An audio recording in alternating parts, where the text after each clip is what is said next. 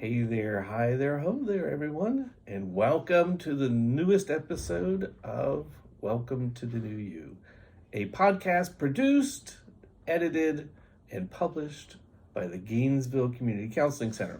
We are a 501c3 mental health agency operating on the east side of Gainesville, located at 1001 Northeast 16th Avenue, Gainesville, Florida 32601. You can find us on the interwebs at www.gainesvillecounselingcenter.com, or you can give us a call at 352-448-9120. We offer individual, group, couples, and family therapy for a variety of issues. We currently have groups going for anger management, for porn and sex addiction, as well as groups for LGBTQIA adolescents and college students. So if you're interested in any of those, give us a call. Here at the center, we try to not turn anyone away, so we do have some scholarship funds available. So if finances are an issue, please don't let that stop you from calling us at 352-448-9120. We offer you this podcast because we think mental health is important. That's why we do what we do. But it's a way for us to get information out about the community, things that are going on, and give you some tips on how to manage your own situations that you may be facing in your family or individual or relationships. So we talk about depression, anxiety, we talk about all sorts of mental health issues. My favorite subject is, anybody?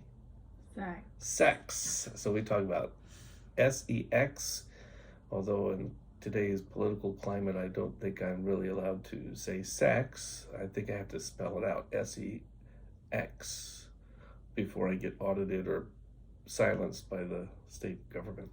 Anyway, that's a whole nother issue. I mean, today's podcast is on the product of sex. Well, that's true. You have to have, you don't really have to have sex for kids these days. You can, anyway, there are other ways. Anyway, so today's topic is parent-child relationships, and I'm joined on the podcast by Gina Romblad. Hello, Gina. Hi, how are you? I'm all right. How are you? Okay. It's 10 o'clock in the morning. Are you a morning person? No. Oh, thank God. Morning people irritate me. So, Gina is one of our therapists here. She is a licensed clinical social worker. Indeed. And she does individual and couples and runs our anger management group. Mm-hmm. And she's always looking for new people to join the group. So that one in particular, give us a call. So Gina, tell us a little bit about you. It's been a while since you've been on the podcast. So tell us a little bit about your approach to therapy and issues that you tend to work on. Okay. Let's see. I got my master's and bachelor's and all that in Connecticut, and then moved here shortly after that. Like a day after I finished my final internship. And then I did work at Meridian for 8 years, doing a lot of work with families who have DCF or partnership cases. Mm-hmm. And then ran an IOP for addictions for 3 years before I came here. And worked a lot in, individuals and groups before that. But then, now I'm doing EMDR and couples therapy and branching out. It's been great. Fantastic. And she's getting very involved in learning about dissociative identity disorder. Oh, yes. Right? So that's going to be your newest thing that you study. Yeah, it's super interesting. Yeah, so I'll send everybody with DID to you and let you be the expert on that. So one of the things we try and do each and every episode of the podcast is talk about mindfulness. Mindfulness is one of the ways that we teach around here to begin to address some of the initial reactions that people have. And Gina, I know you do a lot of mindfulness activities. So last time you shared with us the beach scene, right? And kind of the waves coming in, and you forgot, I remembered. Oh, that's my favorite one that I use with a lot of people. Well, you can't use that one again today, so you have to come up with another one. Do you have another one? The one that comes to mind is called Driving with a Monk. A monk? A monk. Like a religious monk? Yes. Oh, okay. So he's a pretend monk. He's friendly. Oh. There's a picture of him in the book that I use for a lot of these mindfulness visualization exercises that I find awesome. So essentially the premise of it, I don't have the whole script memorized, but is that when you're driving, a lot of people have anxiety when they're driving about what could happen and car accidents and things like that. And so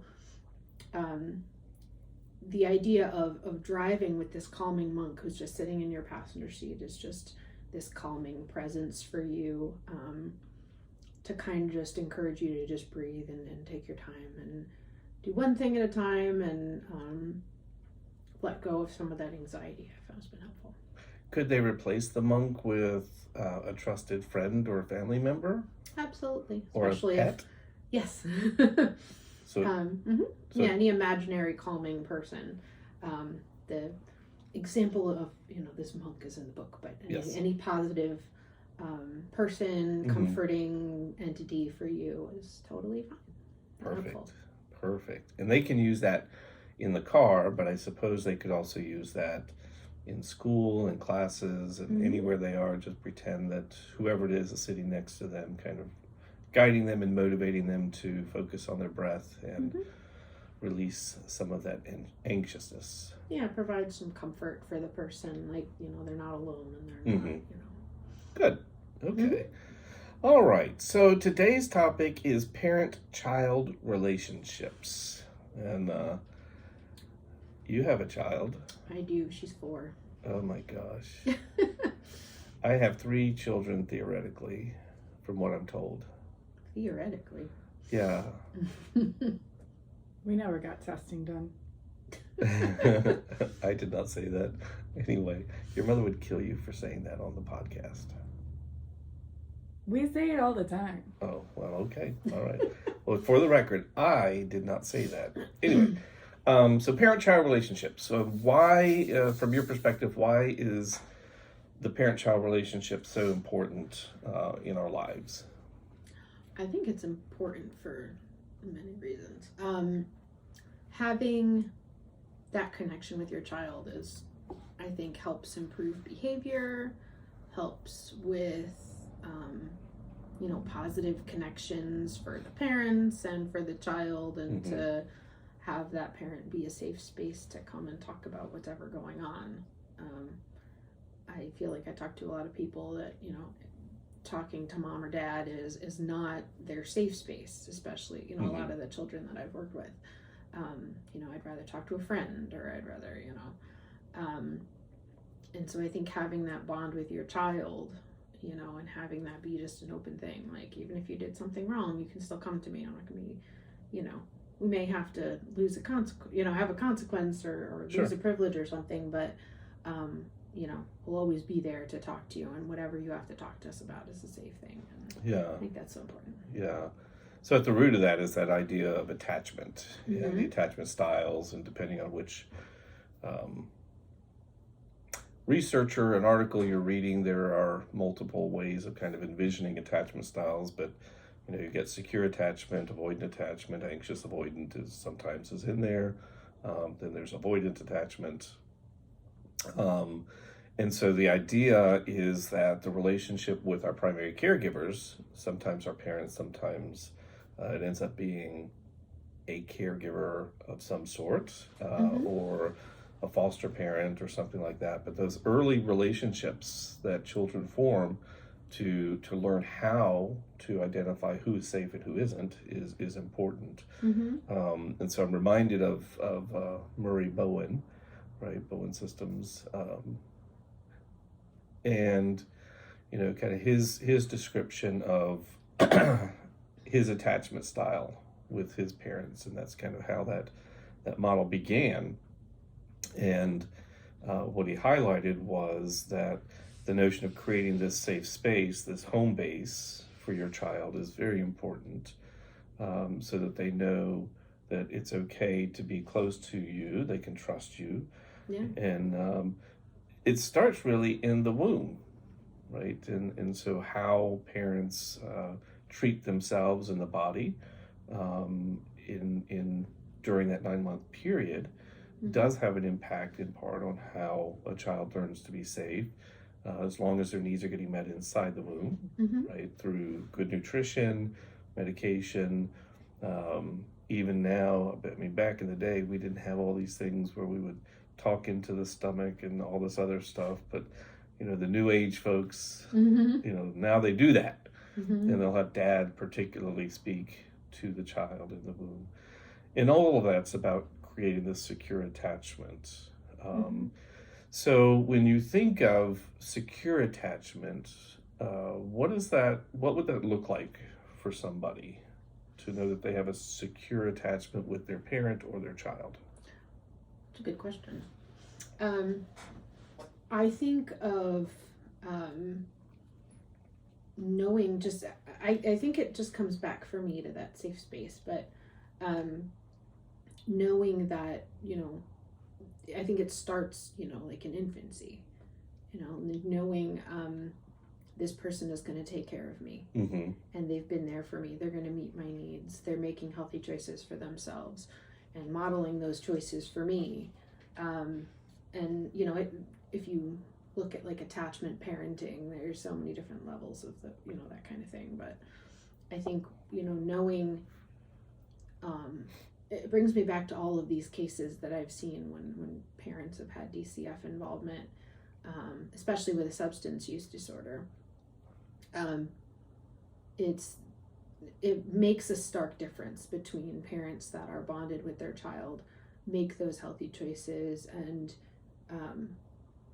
have that awareness of themselves. You know, making sure that they're not, you know, say, you know, using a substance while they're pregnant, or you know, making sure that they make that child their first priority. Right. And that child knowing that, it makes such a difference. And, you know, having seen, you know, kids where mom or dad is, you know, choosing something else over them makes a huge impact on that kid. And, you know, it causes a lot of trauma. So I think it's so important to make sure that, you know, like for my child, you know, she, you know, we know that she's our first priority no matter what. And having that connection with your kid just makes, you know, especially early on, right, has these lifelong effects, as far as trust and being able to have hope. Right. You know, I happen to, as far as theories go, I'm an Erickson therapist, if you will. What does that mean? Well, Erik Erikson was a theorist who came up with these stages of life development. And the first one, for example, for each stage, you gain an ego strength. So you have like this, you know, trust versus mistrust in infancy. And so knowing that mom or dad is going to be there. Right. Knowing that I'm going to be fed and I'm going to be picked up if I need, you know, when I'm crying or whatever. And they trust, you know, and they gain this ego strength of hope. Right. That I'm going to be taken care of, and I have that attachment to mom and dad. And I'm going to be okay. And I think that, you know, makes such a difference, even, you know, just starting at that age, you know, and then you move on to autonomy and all that stuff, but knowing, okay, I can venture here, but mom and dad are still there. Yeah. And they still, you know, no matter what, I'm their priority, and they're going to be here to catch me if I fall. I think it makes just a drastic difference for kids. It does. And I need to go back and correct it. Murray Bowen developed systems theory, not attachment theory. It's John Bowlby who did. Sorry about that. That hit me like that's the wrong name, I think. Anyway, but you're right. It's that security and that safety that's created that does start in womb, but is kind of heightened post-birth all the way through even our adult relationships. So one of the first things that happens when a birth occurs, you know, they wipe off the baby, do whatever they do because that's just gross. Clean it up. Clean it up. Over Clean to it up. mom's even. Yeah, and then they put the baby on mom's chest. Mm-hmm. Why do they do that? First off, to regulate the baby's body temperature. Mm-hmm.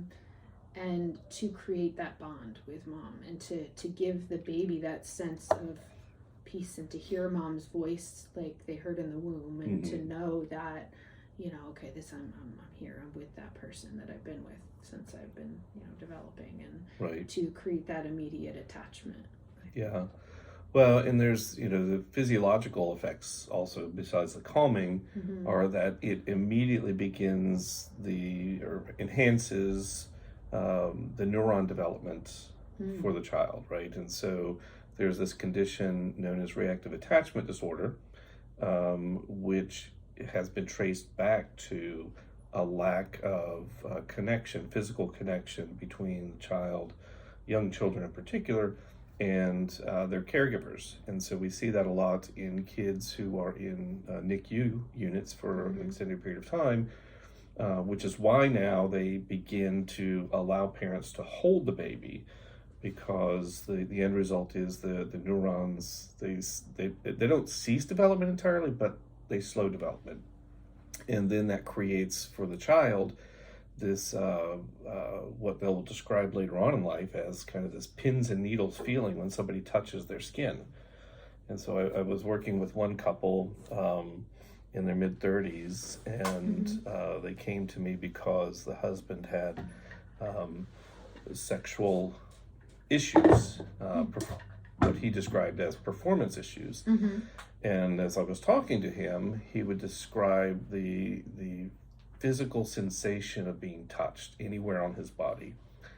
And it was so painful, physically painful for him. And so when we did our check back into, what was life like growing up, I said, well, did you by any chance, were you a preemie? Were you in NICU? And he said, yeah, for like 6 to 8 weeks. And then I was able to say, well, this is something that happens, and give him some additional tools to use to help soothe that feeling, and help them differentiate between light touch and more strong touch, right? Because the light touch for him would send him off, but being grabbed was not something that bothered him. But it all started in that early phase. So things that parents can do to kind of enhance the attachment. What are some of those things that parents can do to really enhance and develop the sense of a secure attachment? I think it's important to really have quality time where that child knows that, all of your attention is on them during that time. I know for my kiddo, she's, if she doesn't spend time with one of us for a certain amount, let's go to the park, let's do this thing, let's go to the library together. And having also like a bedtime kind of ritual, if you will, or schedule of, okay, let's read together. Let's, spend this time and talk about what happened. If we forget at the end of the day, our daughter will come into our room and say, we forgot to do days, and we have to guess what the other one did that day, or if we spent the entire day together. And that's a really important thing for her, to have that. Well, the fact that she can come in and say, hey, we forgot this, and the response isn't, well, we'll skip it, but, oh, you're right, we did. Yeah. Right? Even that is an act of enhancing that sense of secure attachment. Yeah, and even like one morning we woke up and she was in the middle of our bed, and we were just like, oh, you just had it. We didn't even wake up. She just came and knew she could lay in our bed if she was scared, even if we hadn't, for some reason, didn't wake up right away, which we usually do. But I think having, mom and dad are going to be there if I'm scared. I have my kid dreams about nightmares about monsters or what have you. And with having a super active imagination, as most 4-year-olds do. Yeah. It's okay. I know that I can trust them and I can come, and I think it makes a big difference. It does. But sometimes, we have we've seen families where, one child or multiple children may have medical issues, developmental issues, ADHD, maybe experiencing some sort of mental health issue, and the challenge that creates within the family, the anxiety that naturally comes as a result of it. And I'm thinking about parents in particular who have a highly reactive child that needs a lot of attention, a lot of guidance, maybe strong-willed. And how do you go about maintaining that attachment in a way which is healthy? Can be difficult, right? So if I have a child who has really bad ADHD and maybe a touch of oppositional defiance that goes along with it, as a parent, I might become frustrated. I might become angry, and those are normal feelings, normal reactions. And the challenge then becomes, if I know I have a child like that, what modifications do I need to make for myself so that my child knows that they're still safe even though they're having these moments or episodes? So what would you suggest to a parent who does have a child who's not perfect, who does have some challenges or pose some challenges, or maybe just strong-willed? They're just right, and that's not a bad thing, but it certainly for some parents comes off as they're questioning my authority. How can a parent regulate themselves so that they can stay in a healthy place while also having appropriate boundaries, for the child and their behaviors? I found when I get frustrated, it's helpful to know where my limits are and call on my husband and say hey, can you take her for a little bit? I need a self-care moment. I'm getting to that point where I don't want to take out frustration on her because I'm getting overwhelmed, and he'll jump in and take over for a bit. And that helps a lot in terms of regulating my own emotions.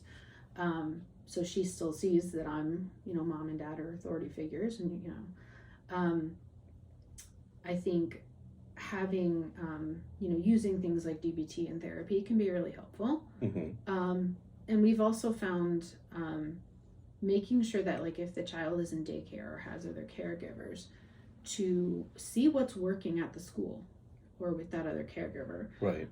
For us, when she would have a certain behavior that wasn't being bossy, or she's doing certain things that are not desirable behaviors, finding what works at the school and then modeling that same intervention at home, I think makes a big difference. Sure. And there are also some great books from Scholastic that we've found. One of them I know is called My Words Roar. And there's another one, I'll have to let you guys know what it was called. That kind of refers to what's appropriate and not appropriate. Do I, scream about bathroom stuff when mom and dad are having a meeting, or do I, what's appropriate to, in a classroom setting, or, if we're on a bus or wherever we are, how do I let my emotions be known and be able to communicate with mom and dad there's something going on with me without being inappropriate, waiting my turn, and learning, emotion regulation that way. The other one that we really like at home is, I think it's called Zara's Big Messy Day That Turned Out Okay. And she has all of these big emotions like every kid or adult does. And, her brother knocks her tower over, and a girl at school is mean to her, and she doesn't know what to do, and she gets really, upset. And her mom teaches her this little mindfulness trick in the book, which I thought was really cool, of breathing in, like you're smelling a bouquet of flowers that's under your nose, and then blowing out birthday candles. And there's this cool image in there of her doing that, and then she's able to manage these things doing what that using what her mom taught her, Right. and was able to better manage her emotions that way. So I think teaching some of these things to kids on their age level, I think, is really important and helpful. Yeah.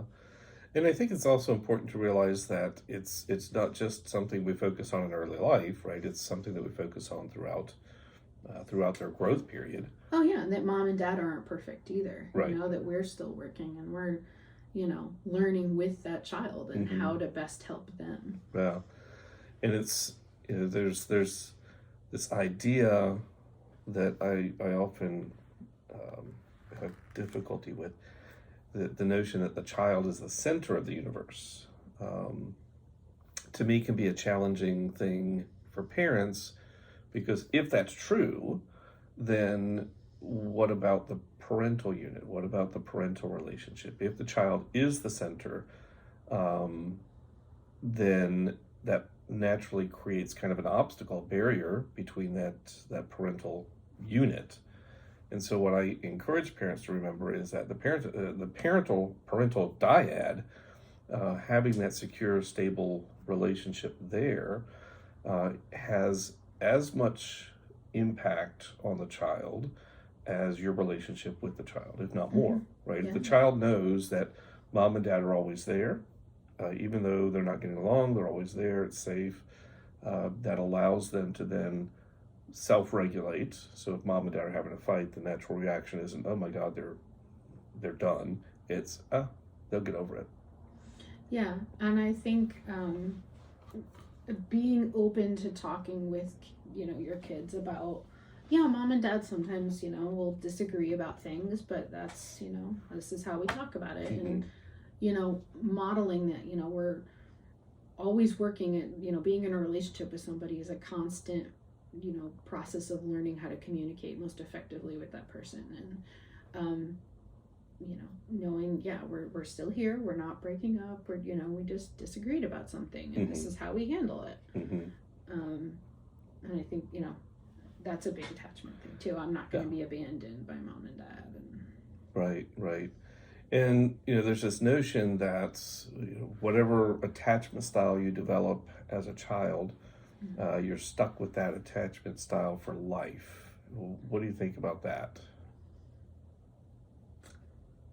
I don't know off the top of my head. I think it's important, when you having appropriate attachment as a kid.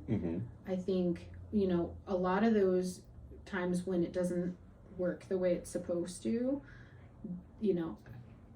I've seen there to be some level of trauma occurring. Sure. And then that continues into later in life, where they have difficulty with connection and relationships, and in future that can be a romantic relationship or not, but difficulty connecting with other people.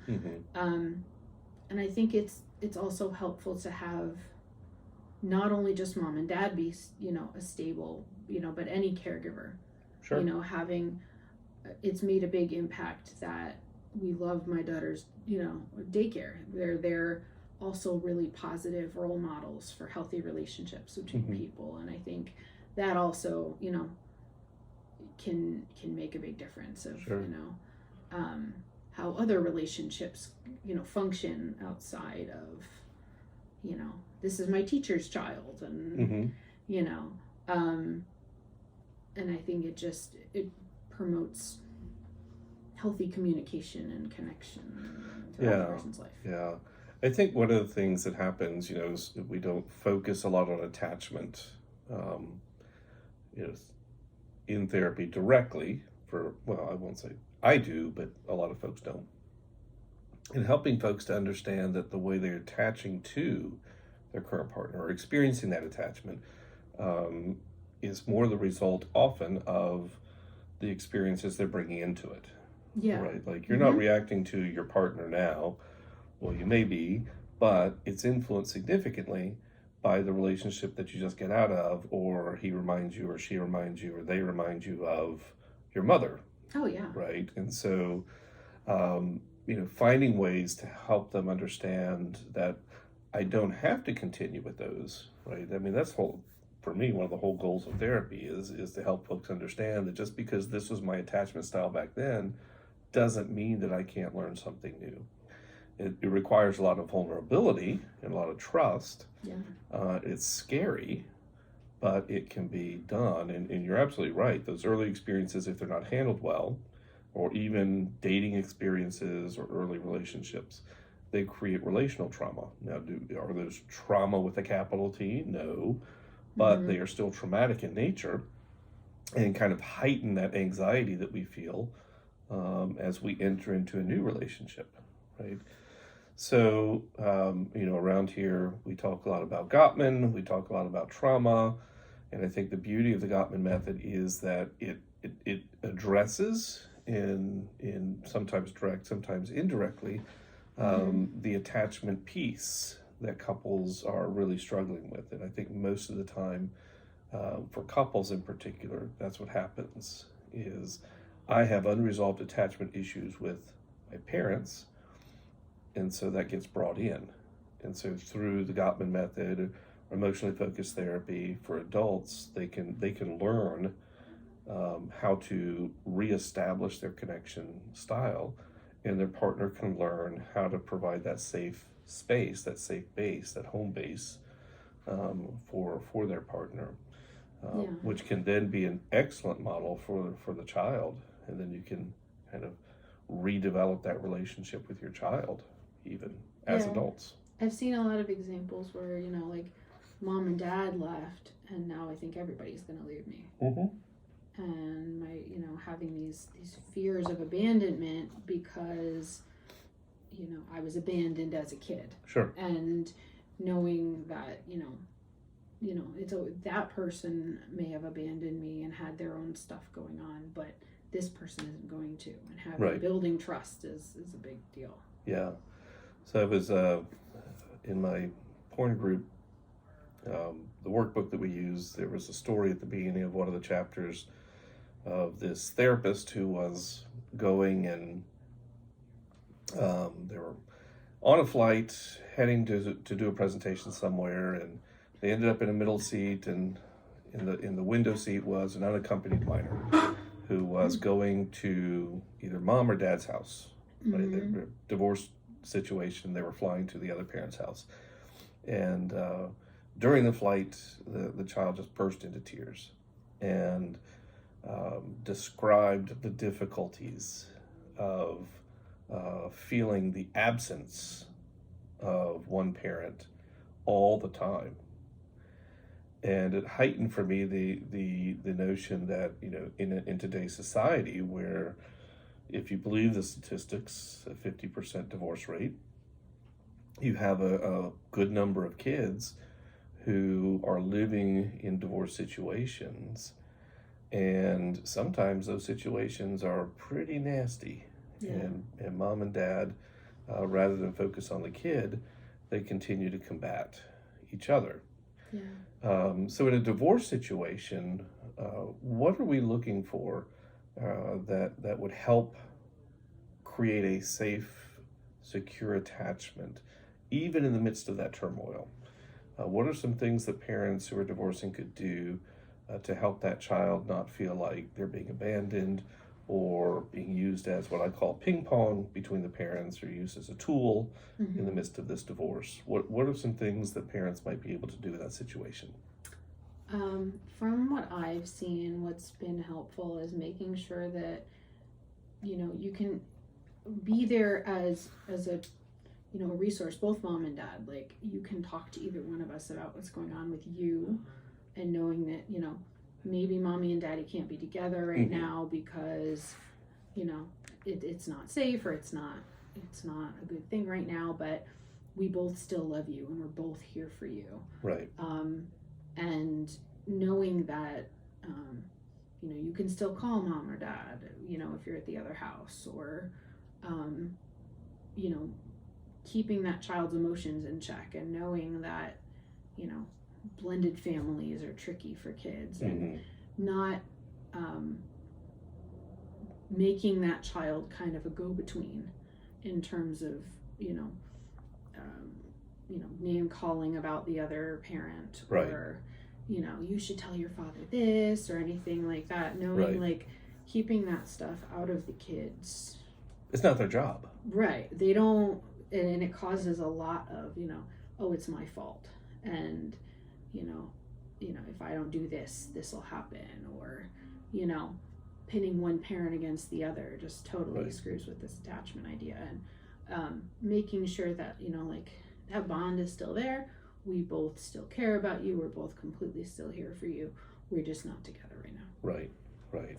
And I think it's that intentionality about not talking badly about the other person, as difficult as that may be sometimes. Yeah. The child doesn't need to hear that at all.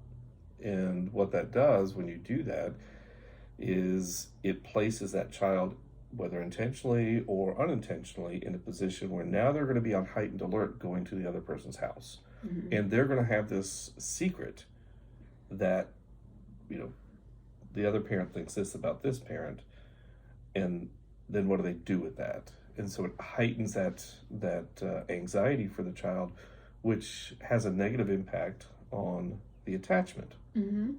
So for parents, being able to iron your issues out at the parental unit, in that dyad, through your own texts, through your own emails, through your own phone conversations, through your own attorneys, whatever it is, Mm-hmm. but keep it out of the kids area. Let them just be kids. Yeah. No matter how much you don't like the other person, that's an adult issue. And kids just need to be kids. Yeah. And one other thing that I found is important is if you have, say, a visitation situation, or you have, like, you're dropping off or going between one or the other, showing up and still being consistent and being that presence that, Sure. you're still there. And, oh, if I go from one to the other, there's not going to be, fight, or there's not going to be any of this, negative stuff. So it's still a positive experience for the child. Okay, you're just going to the other parent's house. Right. And that it's still okay. It's just different. Yeah.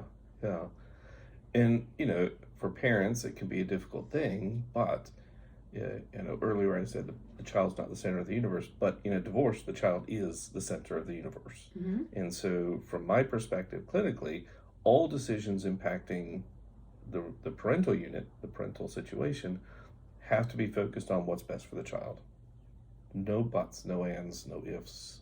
At that point, the child does become the center of the universe. Mm-hmm. And the other thing that negatively impacts, or well, I should say, the things that positively impact a child in a divorce situation are that calmness, that ability to go to either parent, that knowledge that there is a regular routine, whatever that is, that when I'm supposed to be at mom's going to be there.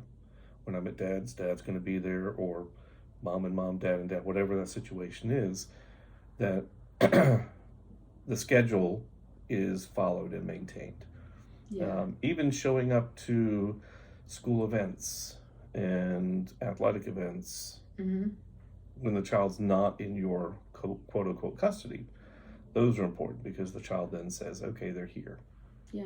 The other thing that I've seen in a lot of, like, DCF or situations where parents are splitting up is the difference in discipline Mm-hmm. and schedule. And, oh, I can get away with murder at dad's house, but at mom's house I have to maintain all these rules, and that also causes more trauma. Sure. So making sure that, you're keeping that child's system consistent, I think makes a huge difference. It does. The one caution I always give if I'm working with a divorced parent, Mm-hmm. the one caution I always remind them is you can't control what the other person does or doesn't do, Mm-hmm. but all you can do is present your concerns and highlight the fact that if I do it this way and you do it that way, it's not about me or you, it's about what impacts the child. What impact does that have on our child? Mm-hmm. And it's a much healthier message than you're parenting wrong, or Yeah. you're just the fun parent and I have to be right, because that's I think the dichotomy they get into, and that makes it about me and about you, but where's the child in that conversation? Mm-hmm. Yeah. Right? And so I think that's a big shift Because with divorce comes a lot of emotions, a lot of pain, a lot of hurt. But putting the child at the center in that case is absolutely essential. So Yeah. that's the one time I go against my rule of child's not the center of the universe. Yeah. You know? And the other one is single parents, right? There's a lot of single parents out there. So hard. It is hard because oftentimes single parents are working multiple jobs. They don't have the privilege, the luxury of spending an inordinate amount of time with the child, either before school or after school. And then society tends to peg them as absentee parents, latchkey kids, whatever they call them these days. But there's still ways that that single parents can stay attached and offer that secure attachment to their child. It just takes, I think, a lot more effort and a lot more work because the burden's on that one person, and so the exhaustion level tends to be very high, right? So how does a single parent manage to keep that attachment? It's hard. I think in terms of, the schedule and things like that, just making sure you make time with your child a priority. And I think it's tough too when you think about, having your own self-care time and feeling overwhelmed. And I think it brings me back to a couple years ago when my husband was really sick. So I was essentially being a single parent because he was just not able to do many of those things. He had mono and all these things. And I kind of got this taste of what that was like. And I realized that it's okay to ask for help in that, it's okay to, I had a friend who said, if you need somebody to come mow your lawn, I can do that, and to not know that you're not alone in it and seek out help for, your own bonding and to be with other parents. I think one of the best things that I did when I, had my daughter was to link up with other moms and to, or for a father, obviously, to, be around other parents that, maybe in a similar age group to your child, and just finding that balance and having, again, keeping that schedule consistent and knowing I have to work, I have to be able to provide for us, but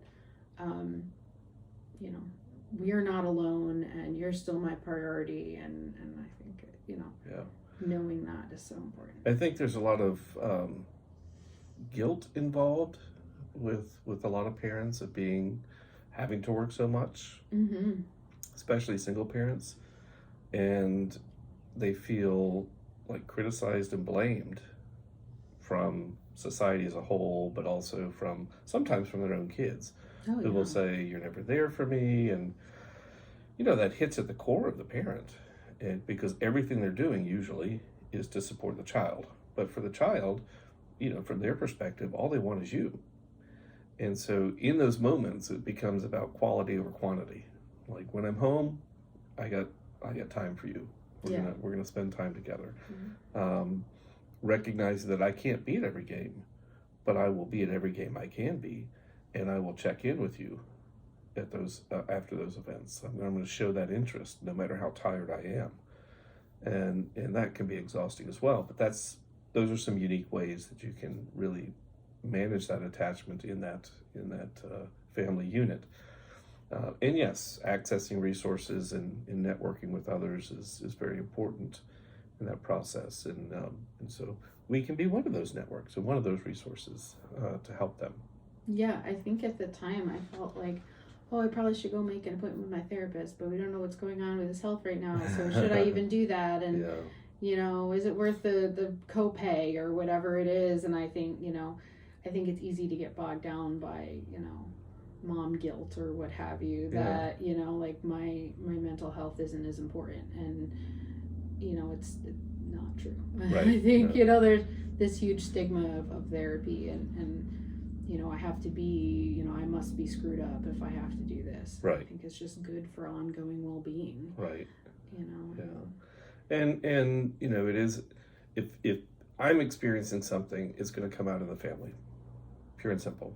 one way, shape, or form, it's going to come out. So attending to that is important. And sometimes you don't need therapy. Sometimes you just need a good friend to sit with, and a good walk, a good self-care moment to do that. So, but at the end of the day, attachment is important. How I attach to my child, how my child attaches to me. It's not about being the perfect parent. It's about being consistent. And when we mess up, it's okay to say, yeah, I screwed that up. And then you move on. Yeah. Right? So, understand that it is a style of relationship that can be nurtured and changed along the way. But the way in which we develop attachment early on has a big trajectory into the future. And that's why we focus a lot on what happens in those early years. So if you are listening to this and you would like to talk about attachment and discuss ways to attach better to yourself or to your adult partner or to your children, feel free to give us a call at 352-448-9120. Or you can go online at www.gainesvillecounselingcenter.com, and you can check out the profiles of our therapists, see which ones are accepting new clients, which ones aren't, and set up an appointment. And again, if finances are an issue, please don't let that stop you. We do have some scholarship funds and some grant money to help cover some of those costs. So thank you for being here, Gina. You've got clients to go and help and walk with, and I've got admin stuff to deal with. But thank you for being here with us. Thank you all for listening. And again, we are the Gainesville Community Counseling Center, 352-448-9120, GainesvilleCounselingCenter.com. Peace.